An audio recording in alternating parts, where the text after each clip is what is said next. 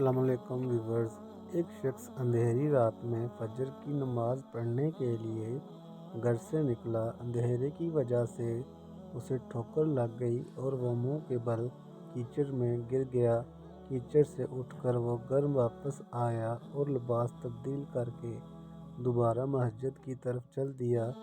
ابھی چند قدم ہی چلا تھا کہ دوبارہ اسے ٹھوکر لگ گئی اور وہ دوبارہ کیچڑ میں گر گیا۔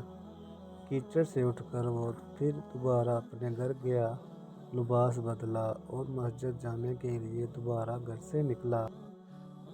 تو اس کے دروازے پر اسے ایک شخص ملا جو اپنے ہاتھ میں روشن چراغ تھامے ہوئے تھا۔ چراغ والا شخص چپ چاپ نمازی کے آگے مسجد کی طرف چل دیا۔ اس مرتبہ چراغ کی روشنی میں نمازی کو مسجد پہنچنے میں کسی دشواری کا سامنا نہیں کرنا پڑا۔ وہ خیریت سے مسجد پہنچ گیا۔ مسجد کے دروازے پر پہنچ کر چراغ والا شخص رک گیا۔ نمازی اسے چھوڑ کر مسجد داخل ہو گیا اور نماز ادا کرنے لگا۔ نماز سے فارغ ہو کر وہ مسجد کے باہر آیا تو وہ چراغ والا شخص اس کا انتظار کر رہا تھا تاکہ اس نمازی کو چراغ کی روشنی میں گھر چھوڑ آئے۔ جب نمازی گھر پہنچ گیا تو نمازی نے اجنبی شخص سے پوچھا، آپ کون ہیں؟ اجنبی بولا شخص، بتاؤ تو میں ابلیس ہوں۔ نمازی کی تو حیرت کی انتہا رہی۔ اس اجنبی کی یہ بات سن کر نمازی سوچنے لگا، ابلیس شیطان کیسے مجھے مسجد تک چھوڑ سکتا ہے؟ اس کا کام تو لوگوں کو بہکانا ہے۔